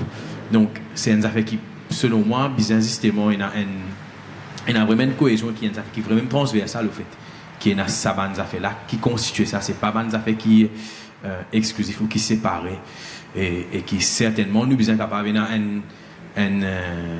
un moyen pour permettre et tout ça bonne affaire là qui englobé, comment dire, les bases permettre de faire ça, ou juste faire simplement de que faire, je sais pas, mais comment dire, des affaires qui, si nous permettons à Jimoun, il réussit débuter sur les pieds, qui est capable de transmettre sa voix, le Jimoun. Des alliés pour trouver les pour faire plus. Et il y a un tas d'affaires qui existaient, qui justement, ça un mouvement qui prend les pilates, qui monte là. Et il n'a pas besoin de réinventer la roue. Il y a un tas de places que des affaires réalisées, d'une manière propre à faire des affaires ici dans Maurice. Et voilà, je trouve qu'il faut qu'il y ait justement cette place. Un exemple simple avant que je finisse. Durant le confinement, c'est surtout l'or qui nous permet beaucoup de ne pas sombrer dans la dépression. Donc, je pense que voilà, ça a toute sa place. Oui. Moi, enfin, je crois qu'il y a une espèce d'escroquerie, en fait, qui a été... Oui, non, c'est une escroquerie du pouvoir, en fait, par rapport à ça. C'est-à-dire que on a décidé, en haut lieu, de régenter, en fait, le financement culturel à Maurice. Et du coup, on se retrouve avec... Quand par exemple vous avez envie de faire un livre, vous avez envie de faire un spectacle, etc., vous vous retrouvez dans une situation où vous êtes tributaire du fait que, je crois maintenant, il y a un pourcentage qui est reversé carrément à l'État. Et maintenant, l'État est tellement transparent, il y a un État tellement transparent dans ce pays-là, qu'on ne sait pas ce qu'ils font avec l'argent. Il y a deux tirages du loto national toutes les semaines. Il y a un pourcentage qui est reversé à l'État. Je crois que ça s'appelle le Consolidated Fund. Et faites, parce que moi je l'ai fait un moment, sur un mois, regardez quelle somme est reversée. Sur un mois. Et vous allez être surpris parce que sur une année, la somme est conséquente et extraordinaire. En Angleterre, ils ont trouvé, par le même biais de la loterie, de financer tout ce qui est production culturelle. Il y a des musées aujourd'hui en Angleterre qui sont gratuits, c'est-à-dire l'entrée gratuite, parce que c'est financé par cet argent-là. À Maurice, on ne sait pas qu'est-ce qu'ils font avec cet argent, on ne peut pas savoir. Je pense que cet argent devrait servir juste à la création. Et je rejoins Jason sur un point, je ne dis pas qu'il ne faut pas aider les gens qui sont dans le besoin, qui ont des soucis matériels, qui n'ont pas un toit sur leur tête, etc. Mais je pense que la création est aussi importante pour qu'un peuple continue à se construire. Je veux dire, sinon on va se retrouver avec aucune référence au niveau culturel, on va se retrouver avec les mêmes qui profitent toujours des mêmes aides. Moi j'ai fait 6 recueils de poésie. Pour le premier, j'étais allé voir à l'époque une maison d'édition qui m'ont dit ouais mais tu sais là c'est pas non, c'est pas notre truc, c'est pas notre... Et aujourd'hui j'ai la chance disons d'être un petit peu plus connu, donc je peux aller peut-être démarcher quelques sponsors pour un livre, mais on va vous dire aussi la même chose, c'est que on a d'autres priorités. Et souvent, ces entreprises qui pourraient aider, il y a des entreprises qui sont prêtes à aider, mais qui se retrouvent aujourd'hui prises dans une espèce de carcan qu'on a mis en place, enfin que le pouvoir a mis en place, c'est-à-dire pour pouvoir contrôler en fait. Et puis il faut se dire une chose, allez, ne soyons pas timides pour dire une chose, c'est que la culture fait peur au pouvoir, quel qu'il soit. Si on n'a pas compris ça, on n'a rien compris en fait. Parce que si on pense que les gens vont encourager, quand je dis les gens, le pouvoir, les politiciens, vont encourager la culture, on se fout de doigts dans l'œil. Ça ne les intéresse pas, d'une part, et c'est dangereux pour eux.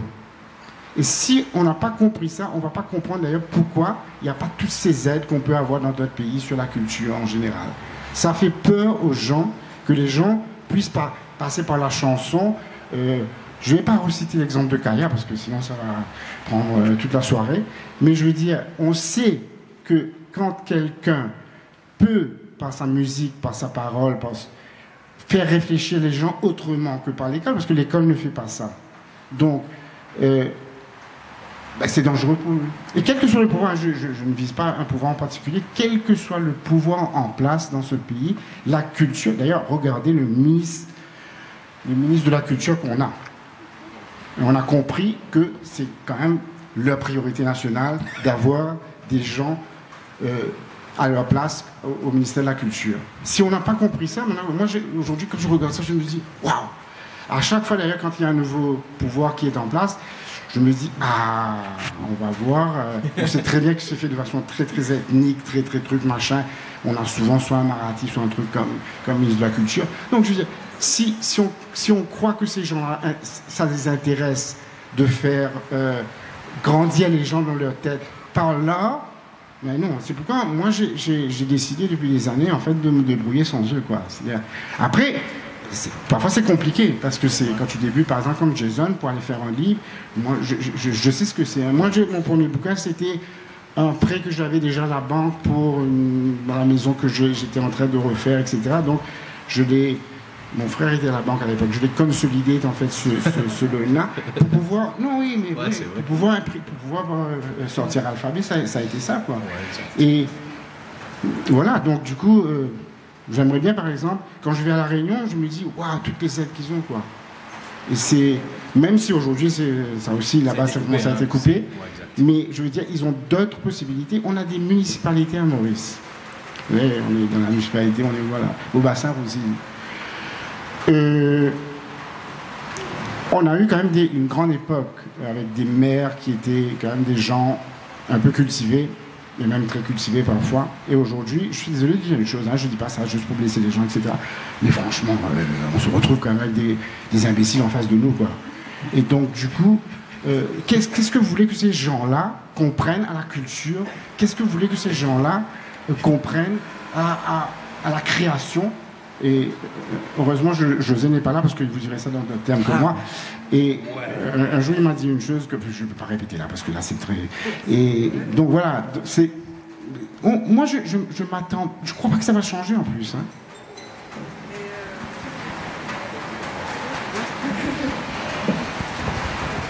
Sans se focaliser sur les gens qui n'en valent pas la peine. Est-ce qu'il n'y a quand même pas un problème dans le langage, déjà d'une manière générale, enfin dans le raisonnement des gens, y compris des gens très intelligents, dans le sens où on hiérarchise en fait, c'est-à-dire que ce qui touche à la création, la culture, l'art, est rarement prioritaire. C'est rarement, c'est quand même un truc qui vient après le reste, quoi. Et d'abord il faut faire de l'argent, d'abord il faut, etc. Et est-ce que c'est pas finalement le premier engagement que doivent avoir les artistes que de défendre à tout prix, quoi, une autre place à l'art et à la création? Ouais, mais parce que cette place n'existe pas. Aujourd'hui, vous vous battez comme des beaux diables. Je crois qu'il y a des gens intelligents qui pourraient entendre, mais qui n'entendent pas, qui dans leur pratique, dans leurs habitudes, placent l'art du côté du divertissement du dimanche et pas ailleurs, quoi. Et donc ils ne comprennent pas la fonction de l'art. Donc il y a un vrai problème à ce niveau-là. Donc moi je pense déjà moi quand je parle de l'art en général, il faut savoir qu'il faut avoir de l'art pour divertir, parce qu'on a besoin de ça pour se libérer. Il faut avoir aussi de l'art justement, comme on se disait avec Michel, pour dire des choses aussi. Donc c'est peut-être à nous aussi et aux personnes qui comme vous ce soir se sont déplacées, c'est de vraiment réaliser la force qu'on peut avoir autour de nous, et c'est en allant vers les gens. Je pense qu'il faut changer cette façon de se dire qu'il faut forcément venir à l'IFM ou aux autres endroits de diffusion, mais de changer cette dynamique-là, de changer, de bousculer ces choses-là. C'est de cette façon-là qu'on pourra vraiment avoir un impact plus différent, et vraiment, simplement, je résume. Si dans chaque famille, on a des enfants qui veulent et qui se veulent être artistes et qui ont l'espace et le droit et le choix de le faire, automatiquement, je prenais des affaires, je poussais ce ban parents, mon envie pas, mon envie faire ça, check ça, qui te pense de ça. Pour capable faire qui nous, autour de ça, nous poussons aussi, c'est que nous pouvons aller dans un spectacle là, plus tard, donc c'est un travail que ça doit commencer déjà à la maison et autour de nous.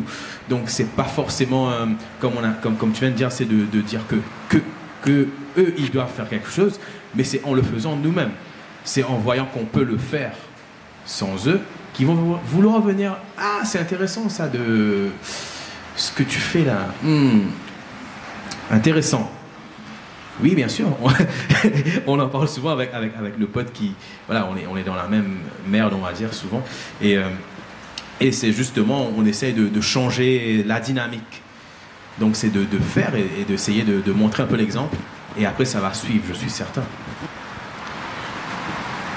Moi, j'ai une petite question.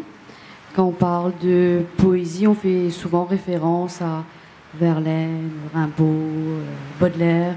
D'ailleurs, tu as traduit des textes, Michel. Mais est-ce que vous avez déjà fait des études approfondies concernant les poètes africains, noirs, je précise, qui, à savoir aussi, ont été publiés très tard parce que vous n'avez pas forcément accès à la publication auparavant. Est-ce que vous pensez les étudier si ça n'a pas été le cas et les faire valoir, peut-être? Pourquoi tu parles de poète africain? Je veux dire, je comprends ce que tu dis, mais tu sais que à l'université de Maurice, les auteurs mauriciens sont quasiment absents. Alors, les auteurs mauriciens qui sont publiés en France sont présents, et les gens qui se publient eux-mêmes ou qui ont des petites maisons d'édition qui publient ne sont jamais mis comme recueil, enfin comme à l'étude. Et j'ai posé la question un jour à quelqu'un qui m'a dit oui, mais il faut qu'il y ait de la qualité. Donc d'abord c'est une réponse qui m'a un peu révolté parce que ça voudrait dire que il faut. Après je vais résumer ça juste pour une chose, c'est que je crois que les gens, c'est quand même des profs, quoi. Je veux dire, c'est des gens à l'université de Maurice qui sont colonisés dans leur tête. Et tout ce qui est édité à l'étranger, ça a de la valeur, et ce qui est édité à Maurice n'a pas de valeur. C'est quand même extraordinaire qu'un type, qu'un écrivain, qu'un dramaturge comme Dave Irasormi n'est pas à l'université de Maurice. C'est quand même extraordinaire. Je ne vais pas me citer moi, parce que sinon là, ça va de la prétention totale. Mais je veux dire, il y a quand même des grands auteurs mauriciens qui ne sont pas à l'université de Maurice. Dans les recueils d'apprentissage du français, on se retrouve. Moi, j'adore Rimbaud, je l'ai traduit en plus en turc. J'adore Verlaine, j'adore Hugo, j'adore. Il n'y a pas, pour les thèmes, par exemple, il y a des chapitres qui sont par thème. Sur la liberté, sur l'amour, sur les grands thèmes poétiques, tu n'auras jamais un poète mauricien pour illustrer un thème. Alors, c'est pourquoi je dis, et j'ai trouvé cette formule-là, un jour je me dis, mais les gens sont encore colonisés dans leur tête, quoi. Ça veut dire que tu es dans un pays où il faut que tu voyages. Quand tu vas à La Réunion, tu es reçu, j'espère que tu auras la chance de ça, Jason, tu es reçu comme un grand poète à La Réunion. À Maurice, bon, ouais, poésie, ouais, après ça, tu peux faire. Ouais, sinon, qui te fait faire ma travail? Non, ça, je l'ai eu, hein. Après ça, tu peux faire. Ouais, sinon, tu travailles, m'a dit. Bon, pas qu'il me vendre pistage dans un chemin. Non, alors,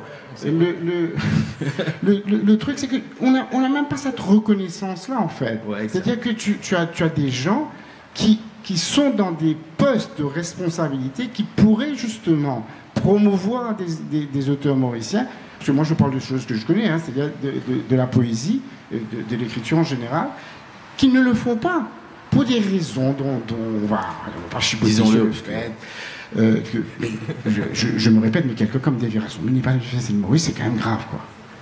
Je veux dire, quand tu vas à La Réunion à côté, tu auras Boris Gamaleya, tu auras même Gilbert Pugnat, tu auras Axel Gauvin, tu auras Patrice Retard, qui sont même, ils ont fait un livret en français, pour l'apprentissage du français, avec des textes d'auteurs réunionnais. Mais comment on va faire ça, Maurice? Je ne sais pas. C'est peut-être quand on aura un ministre de la Culture d'un niveau que le monde entier va nous envier. En tout cas, on vous reçoit à l'IFM. Merci d'avoir été présent. Merci Michel, merci Jason, merci Reza. Merci Michel et Jason, ça a été un plaisir d'échanger avec vous. Oui.